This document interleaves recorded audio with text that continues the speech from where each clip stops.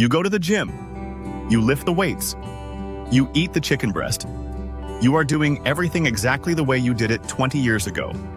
But when you look in the mirror, the muscle isn't growing. In fact, you might even feel softer, weaker, and more tired. Welcome to Levitas. It feels like a betrayal. But I want you to listen to me closely. It is not in your head. It is not low T, and it is certainly not because you are too old. The problem is that your muscles have literally gone deaf to the signals of growth. I have a question for you two. Does it feel like your body has suddenly changed the rules of the game without telling you? Have you noticed that what worked at 25 does absolutely nothing at 40 or 55? I want to hear your story. Go to the comments and tell me the one specific thing that frustrates you most about your fitness journey today. Also, hit the like button. Your support is a huge help to the channel. Now, let's diagnose the problem. In clinical terms, we call this anabolic resistance. Think of your muscles like a radio receiver. When you were 20, that receiver was brand new. It was sensitive. If you ate a tiny bit of protein or did a few push-ups, the volume was cranked up to 10, and your body built muscle instantly. But as we age, that radio receiver gets static. It loses sensitivity. The signal, which is the protein you eat and the exercise you do, is still there, but your muscles can't hear it anymore. A landmark review by Breen and Phillips in 2011 highlighted this exact phenomenon. They showed that in older adults, the intracellular machinery that turns protein into muscle tissue becomes blunted. This isn't just about losing muscle, which we call sarcopenia. It's about the inability to rebuild it. So if you're eating and training like a 20-year-old, you are whispering to a muscle that is hard of hearing. We need to shout. This leads us to the second component, the protein gap. There is a pervasive myth that as you get older, your metabolism slows down, so you should eat less. While your calorie needs might drop slightly, your nutrient needs, specifically for muscle repair, actually skyrocket. A study by Moore in 2015 looked at protein distribution. They found that a young person might trigger muscle growth with just 15 or 20 grams of protein. But for someone over 40, that same amount does nothing. It doesn't even cross the threshold. To get the same anabolic response, the same muscle-building effect, an older adult needs nearly double the protein intake per sitting compared to a younger counterpart. If you are eating a bowl of oatmeal and a banana for breakfast, you are essentially fasting as far as your muscles are concerned. You aren't feeding them, you're starving them. But it's not just about more protein. It's about a specific amino acid. This is the secret weapon, leucine. Inside your cells, there is a master switch called mTOR. When mTOR is switched on, you build muscle. When it's off, you don't. In your youth, that switch is loose. Almost anything flips it on. As you age, that switch gets sticky. It gets rusty.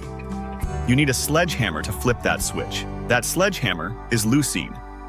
Research by Katsanos in 2006 demonstrated that unless you hit a specific threshold of leucine, roughly 2.5 to 3 grams in a single meal, that mTOR switch stays off. You could eat 20 grams of plant-based protein that is low in leucine, and your body will use it for energy, but it won't use it to build muscle tissue. This is why the quality of your protein matters more now than ever. You need complete sources, lean meats, whey, eggs, or specifically formulated plant blends that hit that 2.5 gram leucine number. Now, let's talk about the invisible enemy, inflammation. We call this inflammaging. It was a concept detailed by Franceschi way back in 2000, and it's more relevant today than ever. As we age, we tend to accumulate higher levels of systemic inflammation, or low-grade chronic inflammation, often marked by things like C-reactive protein, or IL-6. This inflammation acts like static noise.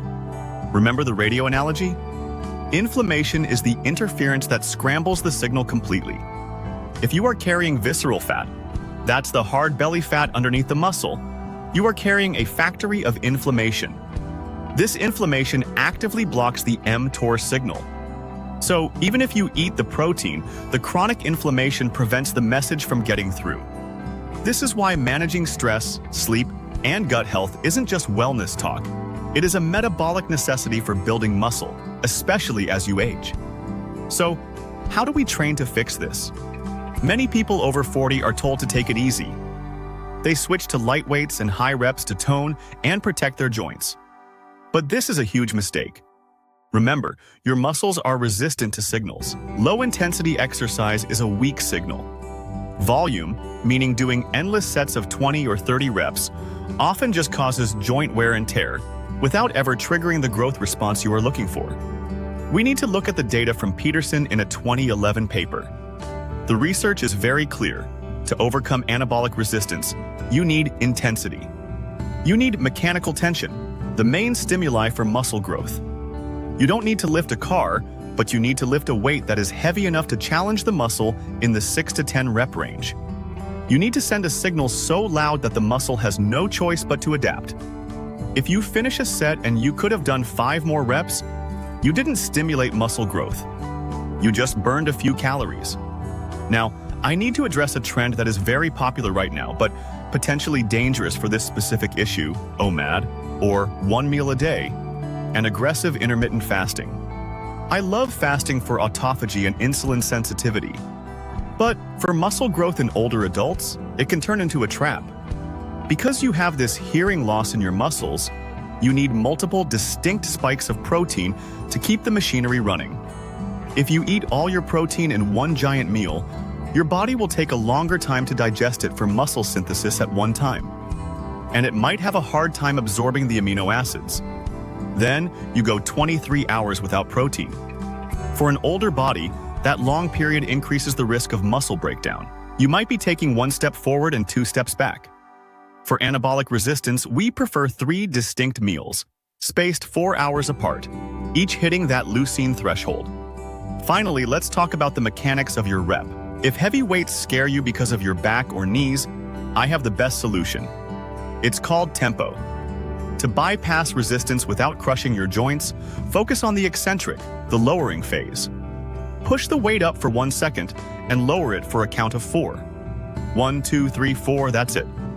This increases time under tension. It creates massive metabolic stress in the muscle fiber, which is a powerful growth signal, without requiring a maximum load that hurts your spine or knees. You are forcing the muscle to work every millimeter of the movement. So here is the doctor's verdict. Your prescription for beating anabolic resistance.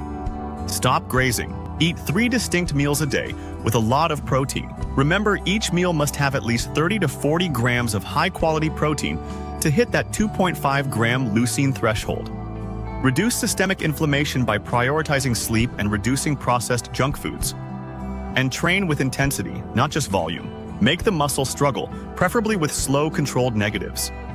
Getting older is a privilege. Becoming frail is not a requirement. Your physiology has changed, yes. But once you understand the new manual, you can build a physique that is stronger, more capable, and more resilient than you had in your 30s. The machine isn't broken, it just needs a smarter fuel.